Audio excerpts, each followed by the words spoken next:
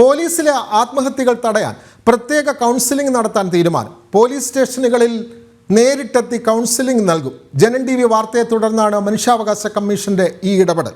ജനം ഇമ്പാക്ട് വിവരങ്ങളുമായി ആർ രാജീവ് ചേരുന്നു. രാജീവ്, ജനം നമ്മൾ തന്നെയാണ് ഈ വാർത്ത മുമ്പിലേക്ക് കൊണ്ടുവന്നത്. പോലീസിൽ ആത്മഹത്യകൾ വർദ്ധിക്കുന്നതായിട്ടുള്ള വിവരം. അപ്പോഴാണ് മനുഷ്യാവകാശ കമ്മീഷന്റെ ഇടപെടൽ. എന്തെല്ലാമാണ് വിവരങ്ങൾ രാജീവ്?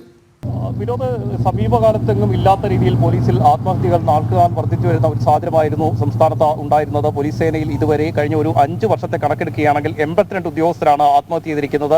വെറും 2 ആഴ്ചയ്ക്കിടെ മാത്രം 5 പോലീസ് ഉദ്യോഗസ്ഥർ ആത്മഹത്യ ചെയ്തിരുന്നു.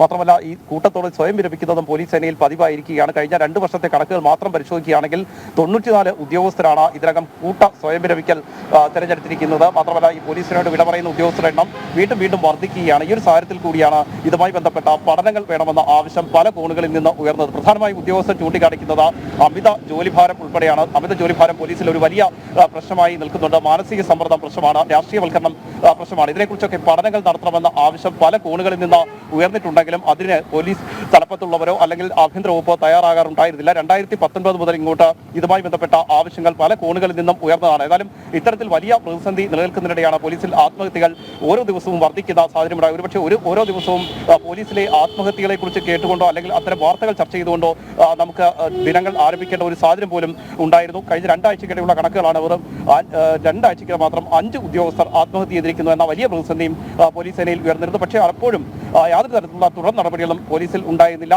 ഈ വാർത്ത ജനം TV പുറത്തുവിട്ടതോടുകൂടിയാണ് മനുഷ്യാവകാശ കമ്മീഷൻ ഈ വിഷയത്തിൽ ഇടപെടുന്നത്. സംസ്ഥാന പോലീസ് മേധാവിയോട് അടിയന്തരമായി റിപ്പോർട്ട് സമർപ്പിക്കാനുള്ള നിർദ്ദേശം മനുഷ്യാവകാശ കമ്മീഷൻ നൽകുകയും ചെയ്തിരുന്നു. ഇതിന് പിന്നാലെയാണ് ഏതായാലും പോലീസിൽ മുഖം രക്ഷിക്കാനുള്ള നടപടികൾ തുടങ്ങിയിരിക്കുന്നത്. ആത്മഹത്യകൾ തടയുന്നതിനും ഈ സ്വയം വിരമിക്കൽ തടയുന്നതിനും ആവശ്യമായ നടപടികളിലേക്ക് പോലീസ് കടക്കുകയാണ്. ആദ്യഘട്ടത്തിൽ ക്രമസമാധാന ചുമതലയുള്ള ADGP ഒരു ഉത്തരവ് പുറത്തിറക്കിയിരുന്നു. അതിൽ പ്രധാനമായും ചൂണ്ടിക്കാണിച്ചിരുന്നത് DCRB ഉദ്യോഗസ്ഥർക്കുള്ള മുന്നറിയിപ്പാണ്. DCRBകൾ പോലീസ് സ്റ്റേഷനുകളിലേക്ക് അനാവശ്യ പെർഫോമുകൾ അയക്കരുത് എന്നായിരുന്നു പ്രധാനമായും ക്രമസമാധാന ചുമതലയുള്ള ADGPയുടെ നിർദ്ദേശം.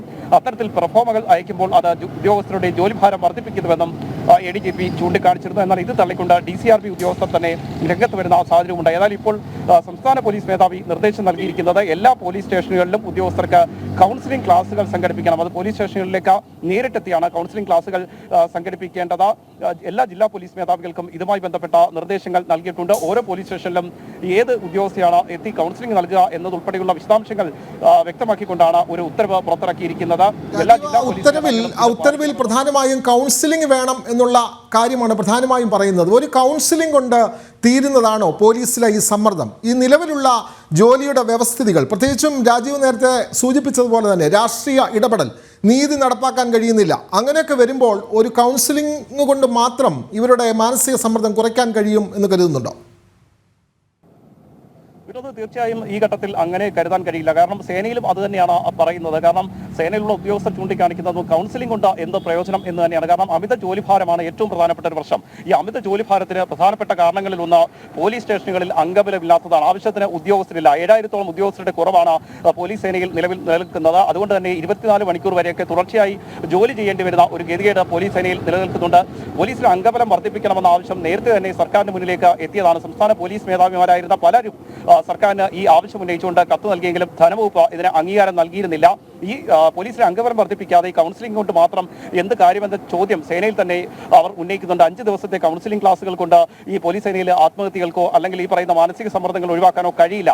ഈ സ്വയം വിരമിക്കുന്ന ഉദ്യോഗസ്ഥരുടെ എണ്ണം ഇനിയും വർദ്ധിക്കാനുള്ള സാധ്യതയുണ്ട് എന്ന് തന്നെയാണ് നിലവിൽ പോലീസ് ഉദ്യോഗസ്ഥർ തന്നെ ചൂണ്ടിക്കാണിക്കുന്നത്. ഉന്നത പോലീസ് ഉദ്യോഗസ്ഥർ പോലും ഇക്കാര്യം സമ്മതിക്കുന്നുണ്ട്. നിലവിൽ പോലീസിലെ ഈ പ്രശ്നങ്ങൾ പരിഹരിക്കണമെങ്കിൽ പോലീസ് സ്റ്റേഷനുകളിലെ അംഗബലം വർദ്ധിപ്പിച്ചേ മതിയാകൂ. ഈ അംഗബലം വർദ്ധിപ്പിക്കുന്നതിന് സംസ്ഥാന സർക്കാരാണ് അനുമതി നൽകേണ്ടത്. 7000-ഓളം ഉദ്യോഗസ്ഥരുടെ കുറവ് നിലവിൽ സംസ്ഥാന പോലീസ് സേനയിൽ നിലനിൽക്കുന്നുണ്ട്. അത് പോലീസ് സ്റ്റേഷനുകളിലെ മാത്രം കണക്കാണ്. മറ്റു കണക്കുകൾ കൂടി പരിശോധിച്ചാൽ ഇത് വീണ്ടും കൂടും. കാരണം നിലവിലെ സാഹചര്യങ്ങൾ പരിശോധിച്ച് വേണം പോലീസിലെ അംഗബലം വർദ്ധിപ്പിക്കാൻ. അതിനായി കൃത്യമായൊരു പഠനം നടത്തണം. നേരത്തെ പല ഘട്ടങ്ങളിലും പഠനം നടത്തിയിട്ടുണ്ടെങ്കിലും ആ റിപ്പോർട്ടുകളൊന്നും നടപ്പാകാത്ത ഒരു സാഹചര്യമാണ് നിലനിൽക്കുന്നത്. 2019 ആദ്യമായി ഇതുമായി ബന്ധപ്പെട്ട ഒരു പഠനം പോലീസ് സേനയിൽ നടത്തുന്നത്. എന്നാൽ ആ റിപ്പോർട്ട് പിന്നീട് വെളിച്ചം കണ്ടിട്ടില്ല. പിന്നീട് ഇങ്ങോട്ട് പലപ്പോഴും പഠനങ്ങൾ നടക്കുന്നതല്ലാതെ കൃത്യമായ ഇടപെടലുകൾ ഉണ്ടാകുന്നില്ല. ഉദ്യോഗസ്ഥരുടെ ജോലിഭാരം നാൾക്കുനാൾ വർദ്ധിച്ചു വരുന്ന ഒരു സാഹചര്യമാണ് ഉള്ളത്. ഇതിനൊപ്പമാണ് ഈ സംസ്ഥാന പോലീസ് മേധാവിമാർ സർക്കാരിൽ നിന്ന് ലഭിക്കുന്ന നിർദ്ദേശത്തിന്റെ അടിസ്ഥാനത്തിൽ മറ്റു വകുപ്പുകൾ ചെയ്യേണ്ട ജോലികൾ പോലും പോലീസ് സേനയെ ഏൽപ്പിക്കുന്നു. നമുക്കറിയാം, കൊറോണ വ്യാപകമായ ഒരു സാഹചര്യത്തിൽ ആരോഗ്യവകുപ്പ് ചെയ്യേണ്ട ജോലികൾ പോലും പോലീസിനെ ഏൽപ്പിക്കുന്ന സാഹചര്യം ഉണ്ടായിരുന്നു.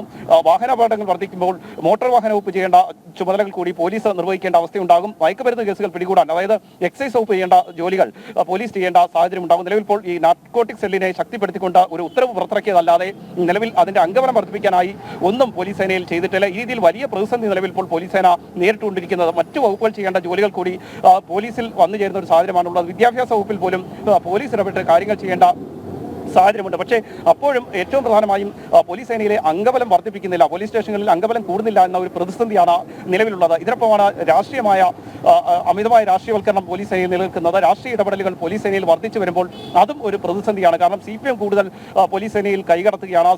വളരെ വ്യക്തമാണ്. കാരണം പോലീസ് സേനയിൽ വലിയ സമ്മർദ്ദങ്ങൾ നിലനിൽക്കുന്നു. പ്രത്യേകിച്ചും പോലീസിൽ ആത്മഹത്യകൾ വർദ്ധിക്കുകയാണ്, സ്വയം വിരമിക്കൽ കൂടുന്നു. കാരണം അവരുടെ ജോലിഭാരം ഏറെയാണ്. രാജീവാണ് ഈ റിപ്പോർട്ട് നൽകിയത്. മനുഷ്യാവകാശ കമ്മീഷൻ ഇക്കാര്യത്തിൽ ഇടപെട്ടിരിക്കുകയാണ്.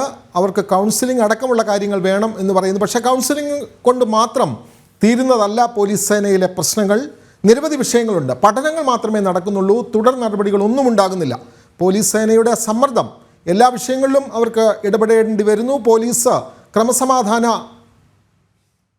ചുമതല മാത്രമല്ല നൽകുന്നത്, മറ്റു ജോലികളും അവർക്ക് ചെയ്യേണ്ടി വരുന്നു. വാഹന പരിശോധന, മയക്കുമരുന്ന് വേട്ട തുടങ്ങിയ കാര്യങ്ങളിലെല്ലാം പോലീസിൻ്റെ സേവനം വേണ്ടി വരുന്നു. അവർക്ക് മാനസിക സമ്മർദ്ദങ്ങൾ ഏറെയാണ്.